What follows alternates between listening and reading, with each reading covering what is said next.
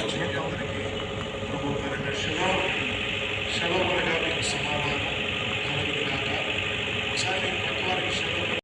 హల్లెలూయా హల్లెలూయా హల్లెలూయా హల్లెలూయా హల్లెలూయా హల్లెలూయా హల్లెలూయా యెహోవాను సన్నుతించిన పరచిన మానవముని గొప్ప చేసిన ఆశలు నిరాశలైన నిస్పృహలో ఉన్న నా పైన చీకటి ఆవరించిన నా దీపము ఆరిపోతున్నప్పుడు నా దేవుడు నన్ను వెలిగించాలని వాడు గట్టిగా చప్పులు కొడుతూ నన్ను దాటి వెళ్ళొస్తున్నాయి. ఈ కోడికలు నన్ను దాటిపోతున్నాయి. అందరూ ప్రార్థన చేయండి. ప్రభు ఆలకిస్తున్నాడు నీ ప్రార్థన. ప్రభు వింటున్నారు. మన మధ్యలో ఆయన సంచరిస్తూ ఉన్నారు. ఏ ఒక్కరు మౌనంగా ఉండకండి. ప్రభు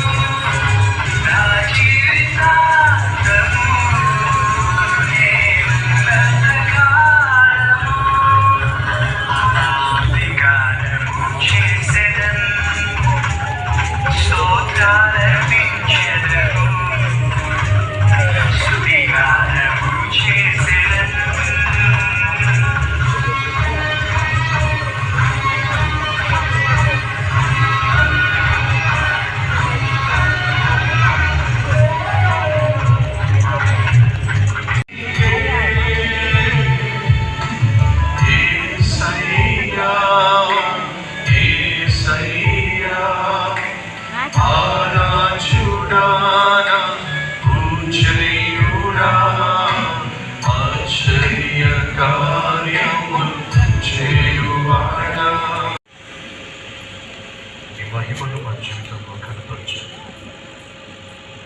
నీ శక్తితో మా హృదయాలు నింపునాయి. నీ ప్రేమతో మా గుండెను సంపూర్తిగా వశపరచుకో. విద్యార్థుల కోసం, విశ్వాసుల కోసం విజ్ఞాపన చేయాలని ఏర్పాటు చేసిన సాయంకాలం కోరికను ఆశీర్వదించున్నాను. నిన్ను ప్రేమించి నీ సన్నిధిలో కనిపించాలి అనిపించి ఆశతో వచ్చినటువంటి నీ బిడ్డలను దర్శించాలి. స్టూడెంట్స్ ఎవరైతే నీ జ్ఞానం కోసం, నీ ఆశీర్వాదం కోసం వచ్చారో వారిని ప్రత్యేకంగా ఈ రాత్రి నీ బిడ్డలను అంగీకరించాలి. ఈ జ్ఞానంతో నింపండి. వచ్చిన ప్రతి కుటుంబాన్ని ఆశీర్వదించాలి. ప్రతి ఒక్కరి జీవితాన్ని నిరకరంగా మార్చుకొని ఆమె ప్రభు గారంట. వచ్చిన మీ అందరికీ షలోం. అవునారా? దయచేసి మీ స్థలాల్లో కూర్చోండి. అలాగే బయట స్థలం లేక బయట కూర్చున్నారు. స్టూడెంట్స్, మీరు బైబిల్ తీసుకొచ్చారా? సామెతల గ్రంథం 1వ అధ్యాయం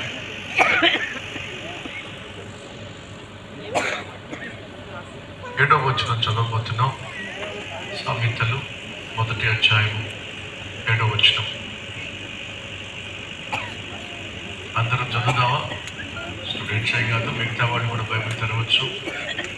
మీరు కూడా సామెతల గ్రంథము 1వ అధ్యాయం 7వ వచనం వికరంగా అందరం చదువుదాం.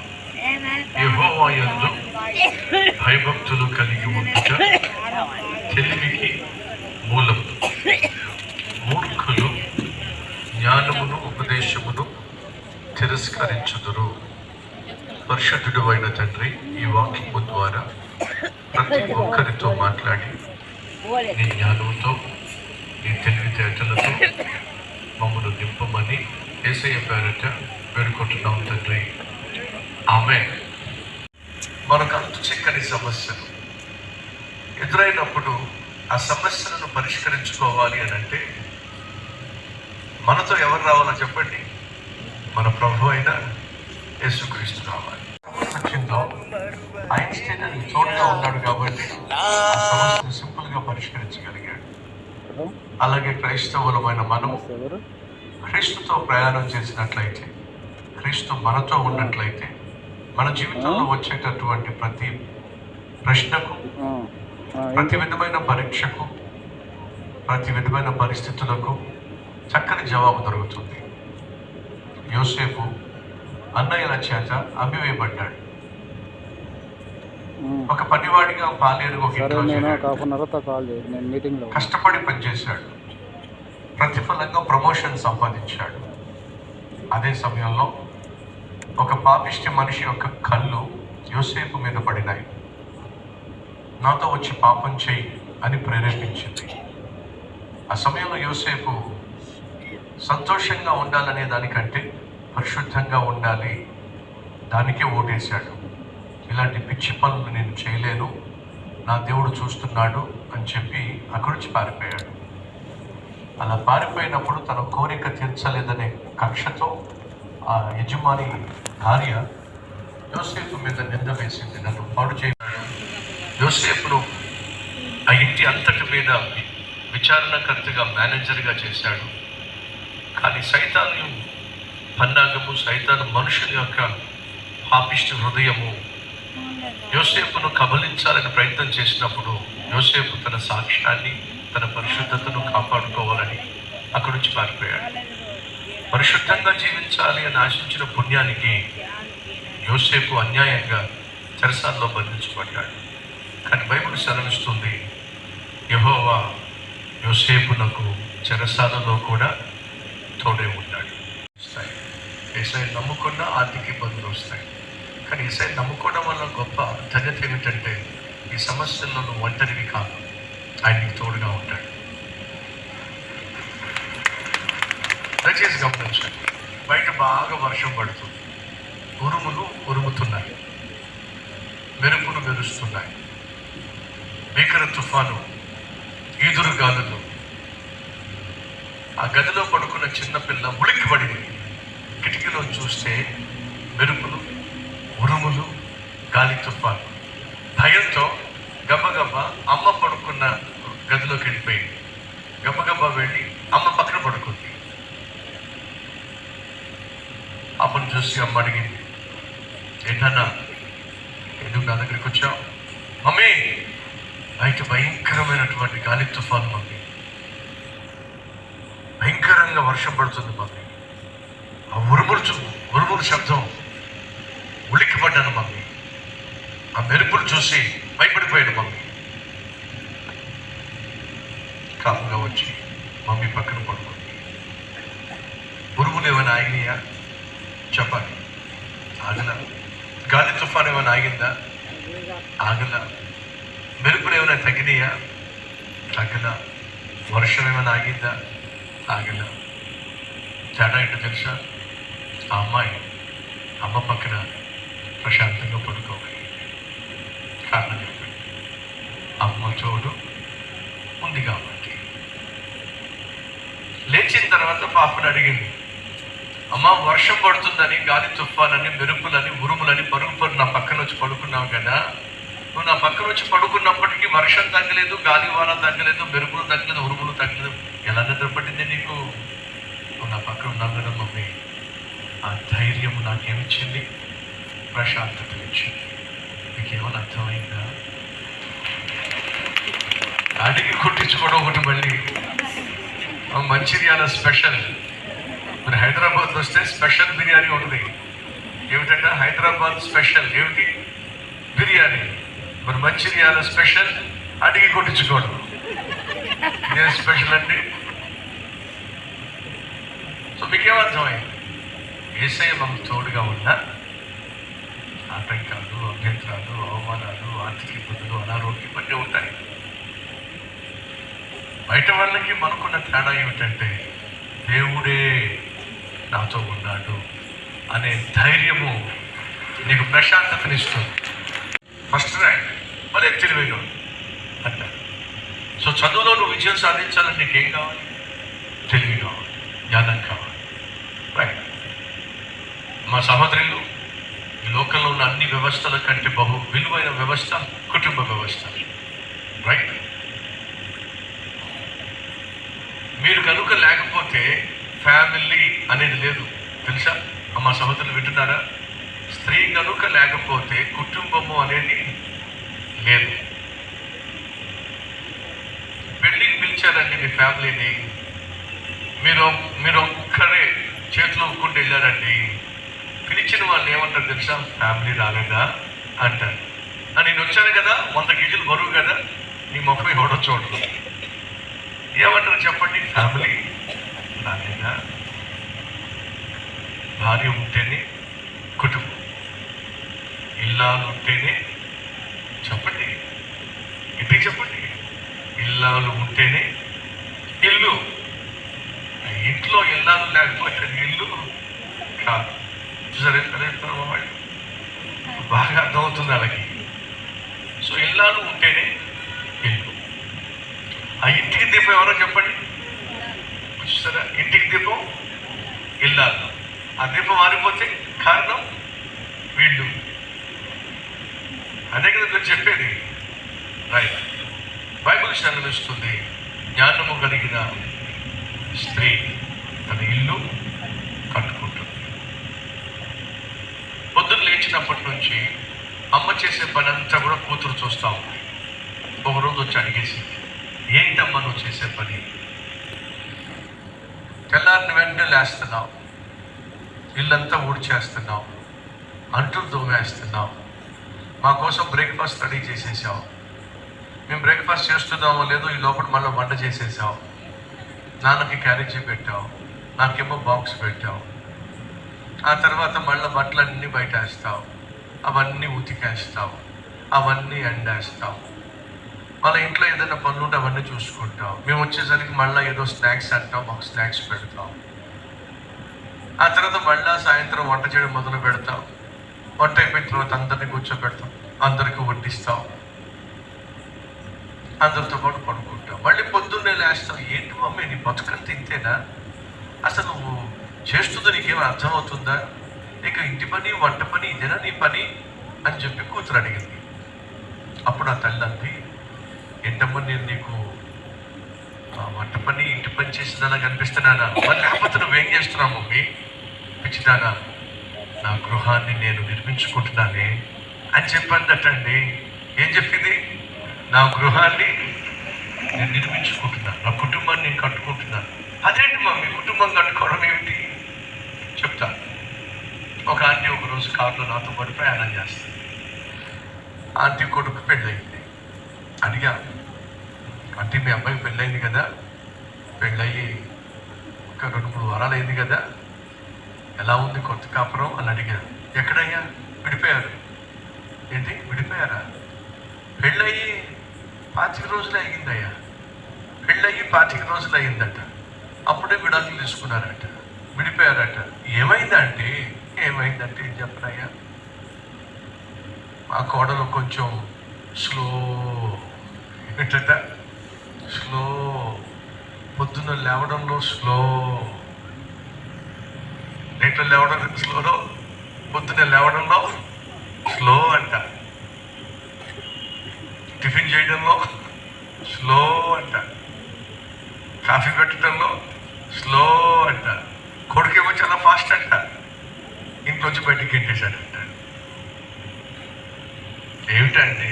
అదేనయ్యా, మా అబ్బాయి ఉద్యోగానికి వెళ్ళడానికి తొందరపడుతూ త్వరగా కాస్త దోశ వెయ్యి అని చెప్పానంటే, చెప్పా కదయ్యా కొంచెం స్లో అని చెప్పేసి, వాడు లేచేసరికి రెడీ అయ్యేసరికి వెళ్ళడానికి రెడీ అయ్యేసరికి దోశ పిండి కూడా ఇంకా కలపలేదట.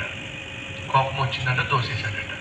పొద్దున్న లేచినప్పటి నుంచి సాయంత్రం పడుకునేంత వరకు ఎంతసేపు మీరు ఇంటి పని కావచ్చు, వంట పని కావచ్చు చేస్తారు. బ్రేక్ఫాస్ట్ చేయాలి, దానికి పిండి రుబ్బాల్సి వస్తే రుబ్బాలి, మిక్సీ వేయాల్సి వస్తే మిక్సీ వేయాలి, చట్నీలు చేయాలి, ఆ తర్వాత పొయ్యి మీద వేయాలి, దోశ వేయాలి, ఉప్మా చేయాలి, ఇడ్లీ చేయాలి. ఇదంతా చేయడానికి 5 నిమిషాలు పడుతుందా, 10 నిమిషాలు పడుతుందా, ఒక అరగంట సేపు పడుతుందా? మీరేమంటారు? సరే. ఆ తర్వాత కూర చేయాలి, చేయాలి, ఆ తర్వాత అన్నం వండాలి, ఇదంతా. ఆ తర్వాత ఇల్లు ఊడ్చాలి మొత్తం, ఆ తర్వాత బట్టలు ఉతకాలి, జాడించాలి, ఆరవేయాలి.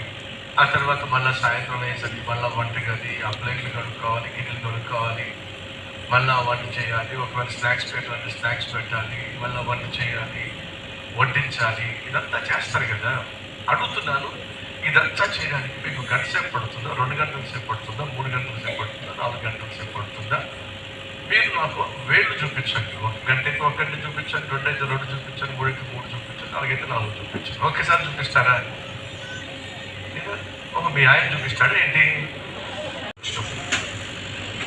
లేక 13వ వచనం, యెహోవా యందు భయభక్తులు కలిగి ఉండుట, చెడుతనమును అసహ్యించుకొనుట. రైట్. యెహోవా యందు భయభక్తులు కలిగి ఉండుట, చెడుతనమును అసహించుకోవడం. 12 years కానీ 13 years కానీ ఉన్నవాళ్ళు ఎవరైనా ఉంటే ఒకసారి లేచి నిలబడతారా? తమ్ముడు, 12 years బ్లాక్ టీషర్ట్, నువ్వురా నా దగ్గరికి, నువ్వే 12 years చిన్నప్పుడు ఇలాగే ఉండేవాడిని. నీకుంది ఇప్పుడు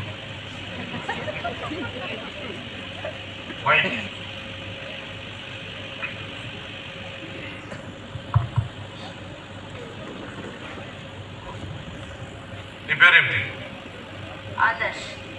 మళ్ళీ పేరు. నేను సాధారణంగా ఈ పేరు పెడతా ఉంటాను అందరికీ, ఆదర్శంగా ఉండాలని చెప్పేసి. ఆదర్శ్, మీ నాన్నంటే నీకు భయమా? ఎందుకు? అది వాళ్ళ నాన్నంటే భయం అంట. ఎందుకంట? కొడతాడట. పక్కింటోడంటే నీకు భయమా? పక్కింటోడంటే భయం నీకు?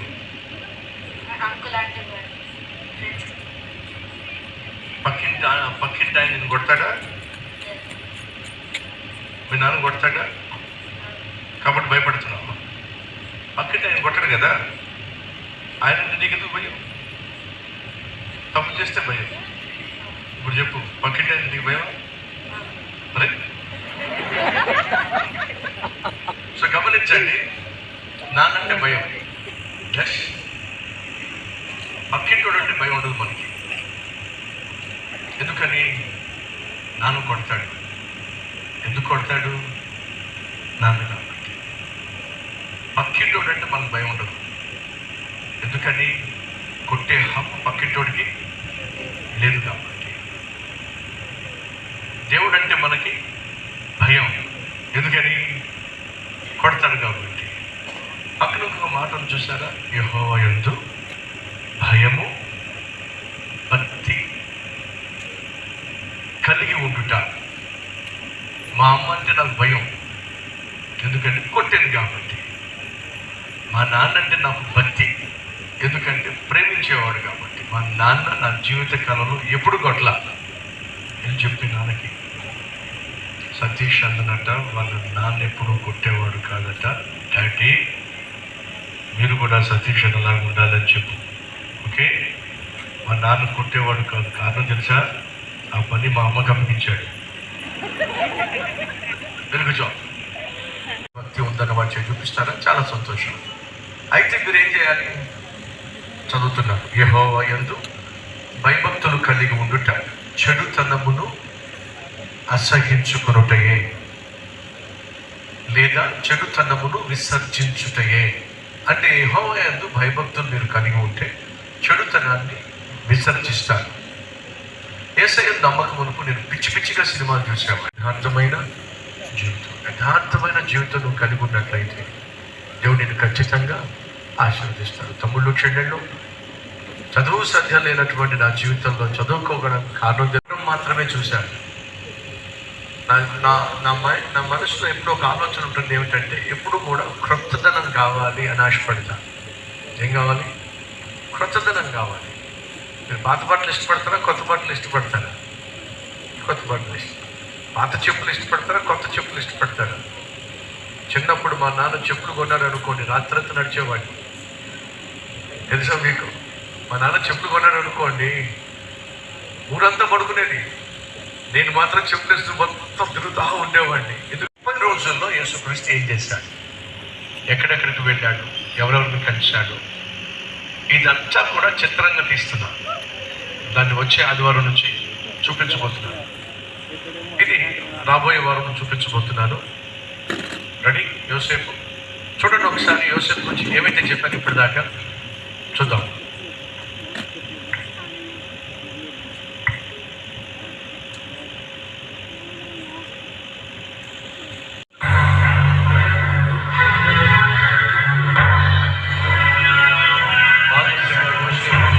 ప్రవేశపెడుతున్నారు.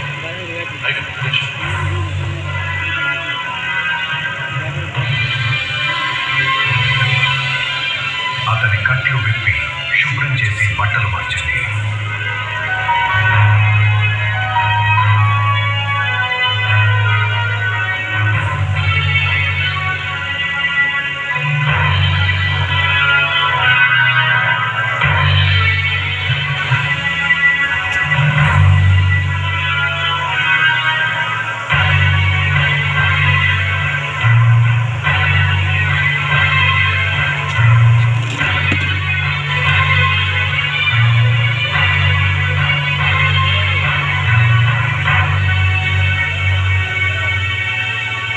పద,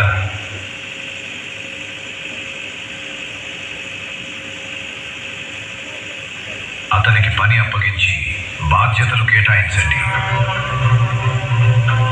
తీసుకెళ్ళండి.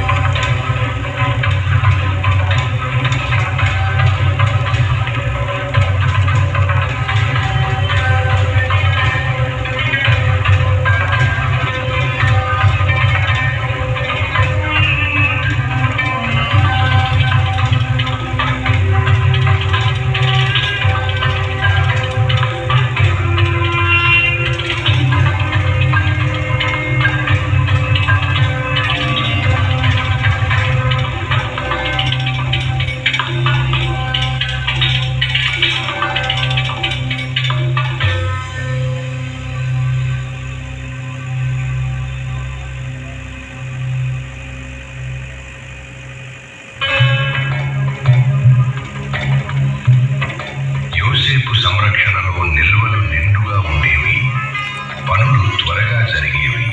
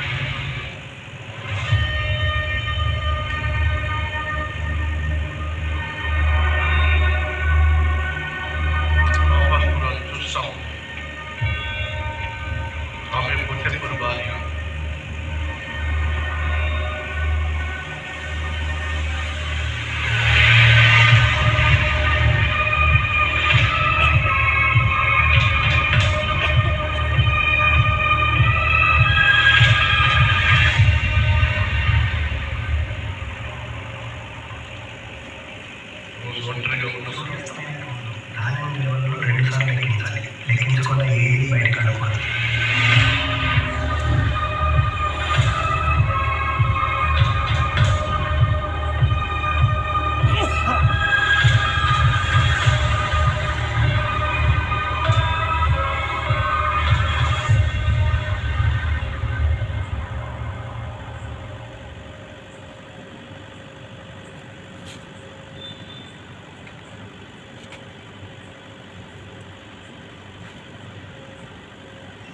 యోసేపు, రా, నా గదిని శుభ్రం చేయి.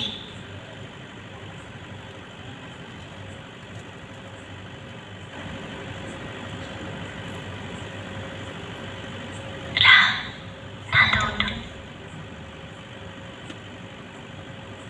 మా యజమాని అన్నిట్లోనూ నన్ను నమ్ముతున్నాడు. ఈ దుష్కార్యం చేసి దేవునికి వ్యతిరేకంగా నేను ఎలా పాపం చేయగలను?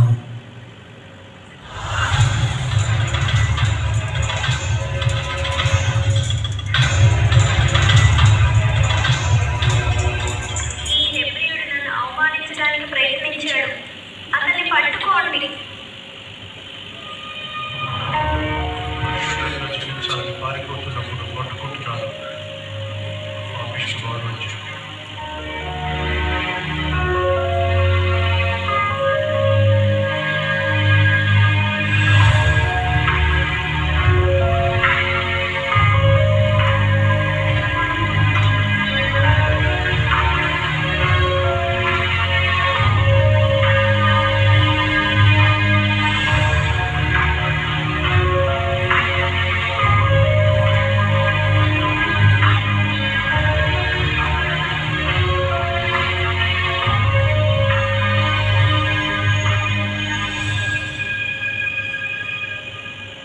ఈ హెబ్రీయుడు నన్ను అవమానించడానికి యత్నించాడు.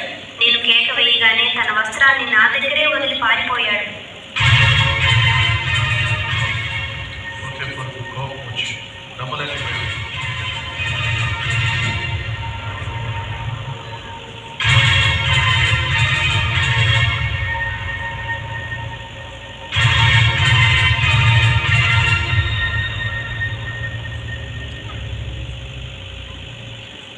అవును ప్రభు, తను చెప్పేది నిజమే. అబద్ధం చెప్పాడు. అతన్ని పట్టుకుని నా సంరక్షణలో ఉన్న చెరసాలలో వేయండి.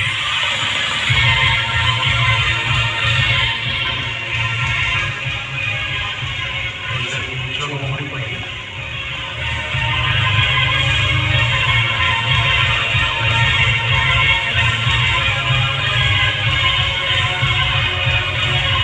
న్యాయంగా తీసుకెళ్ళి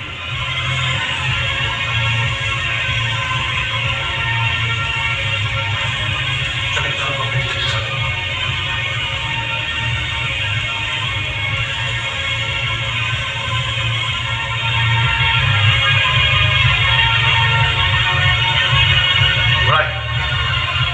ఏ ప్రాంతానికి యోసేపు కొనిపోబడ్డాడో, ఎలా పనిచేసేవాడో, ఎవరు ఫోతీఫరు, ఆ ఇల్లు ఎలా ఉండేది, ఎటువంటి పరిస్థితుల్లో యోసేపు శోధించబడ్డాడో, ఎలా చెరసాల్లో వేయబడ్డాడు, ఆ తర్వాత ఏమైందో పోయిన ఆదివారం చూపించాను.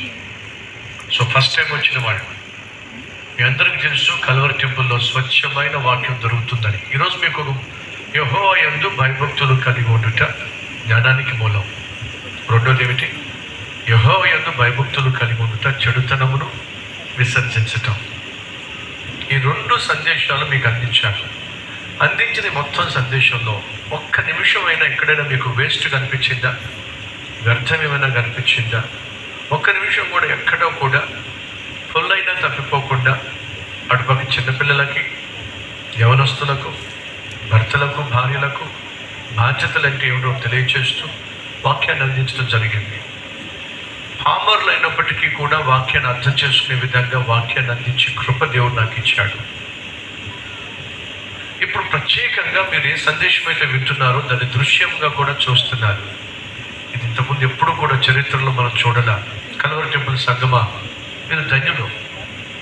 స్వచ్ఛమైనటువంటి సంఘానికి వస్తున్నారు, శ్రేష్టమైనటువంటి వాక్యాన్ని వింటున్నారు, మీ జీవితాన్ని దిద్దుకుంటున్నారు. కానీ బైబిల్ సెలవిస్తుంది, అంతటా అందరూ మార్పు చెందాలి.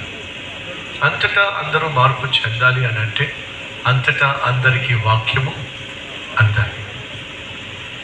నేను వచ్చి మీ బంధువులను ఆహ్వానించలేను, నేను వచ్చి మీ స్నేహితులను పిలవలేను. ఎవరు బంధువులను ఆహ్వానించగలరో చెప్పండి? మీరు బంధువులు కాబట్టి మీరే ఆహ్వానించగలరు. 2 విషయాలు. తమ్ముళ్ళు చెల్లెళ్ళు, యెహోవా యందు భయభక్తులు కలిగి ఉండుట జ్ఞానానికి మూలం, తెలివికి మూలం. ఈరోజు మనందరికీ తెలివి కావాలి. తెలివి కావాలంటే జ్ఞానమునకు ఆధారమైన యేసయ్య ఈ హృదయంలో ఉండాలి. 2, యెహోవా యందు భయభక్తులు కలిగి ఉండుట, చెడుతనమును విసర్జించటం, చెడుతనమును వదిలివేయటం. మీలో చెడు ఉన్నట్లయితే, మీలో పాపము ఉన్నట్లయితే ప్రశాంతంగా మీరు జీవించలేరు, పరిశుద్ధంగాను మీరు జీవించలేరు, ప్రతిఫలము చూడలేరు. ఏ పాపమైతే మీరు చేస్తున్నారో, ఏ తప్పు అయితే మీరు జరిగిస్తున్నారో, ఏ పాపిష్టి అలవాటైతే మీలో ఉండనిస్తున్నారో ఈ రాత్రి విడిచిపెట్టేస్తారా? యేసయ్యను మీ హృదయంలోనికి రాణిస్తారా? ఆయన వచ్చాడంటే చాలు, తెలివి తక్కువ వాడివైన నీకు తెలివినిస్తాడు, జ్ఞానం లేని నీకు జ్ఞానాన్ని ఇస్తాడు, కుటుంబాన్ని కూర్చుకుంటున్న నీకు కుటుంబాన్ని కట్టుకోగలిగిన కృపనిస్తాడు, ఉద్యోగము సద్యోగము లేని నీకు ఉద్యోగం సంపాదించగలిగిన శక్తిని ఇస్తాడు. వ్యవసాయంలో ఏమాత్రం సరైన పాడి పంటలు లేకుండా అల్లాడిపోతున్న నీకు పాడి పంటలను దయచేస్తాడు. వ్యాపారంలో జ్ఞానాన్నిచ్చి లాభదాయకంగా మారుస్తాడు. తమ్ముళ్ళు చెల్లెళ్ళు, చదువు సజ్జం లేక చదువులో ఓడిపోతున్న నీకు చదువు పట్ల శ్రద్ధనిస్తాడు, చదివే మనసునిస్తాడు, చదువులో విజయాన్ని ఇస్తాడు. నువ్వు చేయాల్సిందల్లా ఒకటే, నీకు విజయాన్ని ఇవ్వగలిగిన యేసయ్యను నీ హృదయంలోనికి ఆహ్వానించు. చదువుకుంటున్న స్టూడెంట్స్ ఉన్న చోట లేచి నిలబడండి. ప్రార్థన చేయబోతున్నాను. ప్రతి ఒక్కరిని దేవుడు దర్శించాలని. ఆల్ ద స్టూడెంట్స్ లేచి నిలబడండి. బయట ఉన్న వాళ్ళు కూడా. తమ్ముళ్ళు చెల్లెళ్ళు, మీకు జ్ఞానం కావాలంటే యేసయ్య మీకు కావాలి. ఈరోజు మీరు చిన్న ప్రార్థన చేయండి. యేసయ్య నువ్వు నాకు కావాలి, యేసయ్య నువ్వు నా హృదయంలోకి రావాలి, యేసయ్య నా జీవితాన్ని నువ్వు బాగు చేయాలి. చిన్నప్పుడు నేను ప్రార్థన చేశా, యేసయ్య నన్ను బాగు చేయ్యా, నాకున్న అలవాట్ల నుంచి నన్ను విడిపించాయా, నాకు మంచి మనస్సునివ్వయ్యా, ప్రార్థన చేశా. తమ్ముళ్ళు చెల్లెళ్ళు, చిన్న ప్రార్థన చేయి, హృదయపూర్వకంగా చేయి.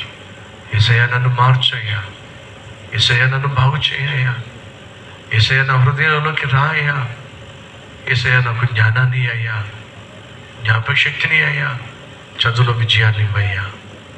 ప్రార్థన చేద్దామా? అలాగే సహోదరులు, కుటుంబాన్ని కట్టుకోవాలంటే జ్ఞానం కావాలి, కష్టపడి పనిచేయాలంటే జ్ఞానం కావాలి, కష్టానికి తగిన ప్రతిఫలం చూడాలంటే జ్ఞానం కావాలి. అడగండి రాత్రి, ప్రభువా నాకు జ్ఞానం కావాలి. నీ యందు భయభక్తులు జ్ఞానాన్ని ఇస్తాయి. నీ యందు భయభక్తులు పాపాన్ని విడిచిపెట్టే విధంగా చేస్తాయి. నాలో పాపం ఉందయ్యా, నాలో అపవిత్రత ఉందయ్యా, నాలో కొన్ని అలవాట్లు ఉన్నాయ్యా, వాటన్నిటినీ రాత్రి విడిచిపెట్టేస్తున్నాను, నా హృదయంలో అడుగు పెట్టాయా అని ఈ రాత్రి ప్రార్థన చేస్తావా సహోదరి? ప్రార్థన చేస్తావా సహోదరుడా? నీ కుటుంబాన్ని చేతులారా కూల్ చేసుకుంటున్నావు. ఇంటి పని, వంట పని అదేదో పని మనిషి పని అని భావిస్తున్నావు. అనవసరంగా ఆరోగ్యాన్ని పాడు చేసుకుంటున్నావు, కుటుంబాన్ని కూల్ చేసుకుంటున్నావు. భర్తగా బాధ్యతను మరిచి, కష్టపడ్డాన్ని విడిచి, ఉద్యోగం చేయకుండా కుటుంబాన్ని బజారుకి ఇచ్చేస్తున్నావు. భార్య బిడ్డలకు నరకం చూపించేస్తున్నావు. మనసు మార్చుకో. నీ హృదయంలోనికి యేసయ్యను ఆహ్వానించు. ఈరోజు అందరం కలిసి ప్రార్థన చేయబోతున్నాం. మొదటిగా స్టూడెంట్స్ రండి, ప్రార్థన చేద్దాం. నాతో పాటు చెప్పండి, యేసయ్యా. మరింత బిగ్గరగా స్టూడెంట్స్, యేసయ్యా నా హృదయంలోనికి ఇప్పుడే అడుగు పెట్టయ్యా. యేసయ్యా నన్ను ప్రాణంగా ప్రేమించావు, నా కోసమే సిలువలో మరణించావు. యేసయ్యా నా ప్రతి తప్పును క్షమించాయా. యేసయ్యా నాకు నూతన హృదయాన్ని దయచేయ్యా. యేసయ్యా నీ యందు భయభక్తులను అనుగ్రహించాయా. నాకు జ్ఞానాన్ని ఇవ్వయ్యా, జ్ఞాపక శక్తిని ఇవ్వయ్యా, బాగా చదువుకునే కృపనివ్వయ్యా, ఎగ్జామ్స్లో మంచి మార్కులు దయచేయ్యా, అమ్మకు నాన్నకు గర్వకారణముగా నీకు మహిమకరముగా నేను విజయం సాధించులాగున సహాయము చేయమని యేసయ్యా నా జీవితంలో ఇప్పుడే అడుగు పెట్టి జయ జీవితాన్ని ఇవ్వమని యేసు నామం పేరట వేడుకుంటున్నాం తండ్రి, ఆమేన్. స్టూడెంట్స్ కూర్చోండి. సహోదరి సహోదరులు మీరు ఎవరైనా ఉన్నారా?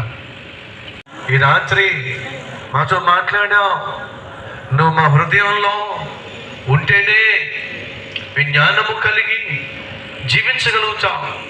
నువ్వు మా హృదయంలో ఉంటేనే నీ యందు భయభక్తులు కలిగి చెడుతనాన్ని విసర్జిస్తావు. నువ్వు మాలో ఉంటేనే మా ప్రతి సమస్యను పరిష్కరించుకోగలం. మా వల్ల కానప్పుడు మాలో ఉన్న నువ్వు ఆ సమస్యను పరిష్కరిస్తావు నాయన.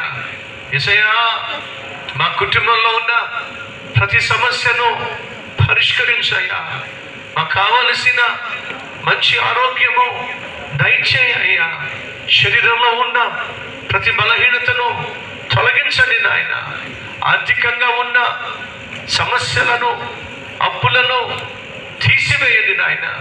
కుటుంబంలో శాంతి, సమాధానము, సంతోషము, సంతృప్తి అనుగ్రహించయ్యా. యేసయ్యా ఎవరికైతే ఉద్యోగం లేదో వారికి ఉద్యోగము దయచేయండి ఆయన. వివాహ వయసు వచ్చినప్పటికీ వివాహము కాని బిడ్డలకు చక్కని వివాహ సంబంధాన్ని అనుగ్రహించయ్యా. యేసయ్యా గర్భఫలము లేని దంపతులను దర్శించయ్యా. వచ్చే సంవత్సరం ఈ బాటికల్లా చక్కని ఫలాన్ని అనుగ్రహించయ్యా. సొంత గృహము లేని ప్రతి ఒక్కరికి దయచేయి నాయన. ఉద్యోగంలో స్థిరత్వం ఇవ్వు, ఉద్యోగంలో ప్రమోషన్ ఇవ్వు, జీతాన్ని పెంపొందించు నాయన. పొలం పనులలో, పాడి పంటలలో, వ్యాపారంలో ప్రతిఫలాన్ని అయ్యా నాయనా. ఎవరికి చెప్పుకోలేని ప్రతి సమస్య నుండి విడిపించయ్యా తండ్రి. మా కల్వరి టెంపుల్ సంఘాన్ని వర్ధిలింపచేయ్యా.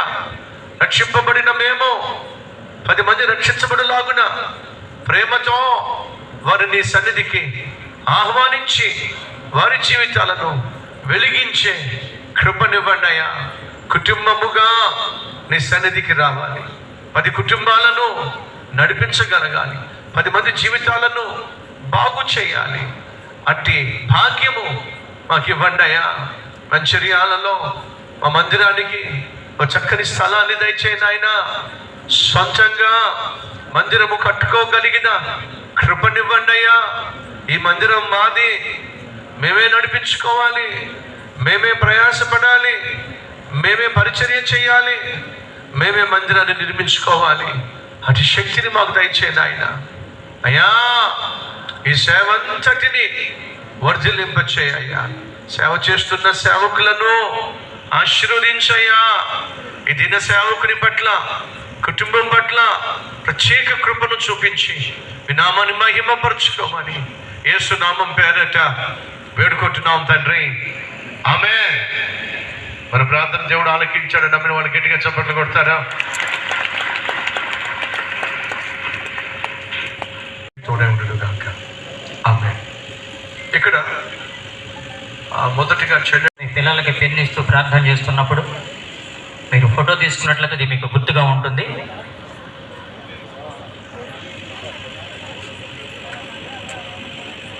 అట్లాగే స్క్రీన్ మీద కూడా క్లియర్గా ఉంటుంది. స్క్రీన్ చూసి కూడా మీరు ఫోటో తీసుకోవచ్చు. అక్కడున్న సిఎస్టిన్ బ్రదర్స్ 1 by 1 జాగ్రత్తగా మూవ్ చేయండి. 1 by 1 తీసుకున్న వాళ్ళు ఆ లైన్గా అక్కడున్న అమ్మ ప్లేస్ ఇవ్వండి అమ్మ. అక్కడున్న సిస్టర్స్ ప్లేస్ ఇచ్చి 1 by 1 బయటకు పంపించండి.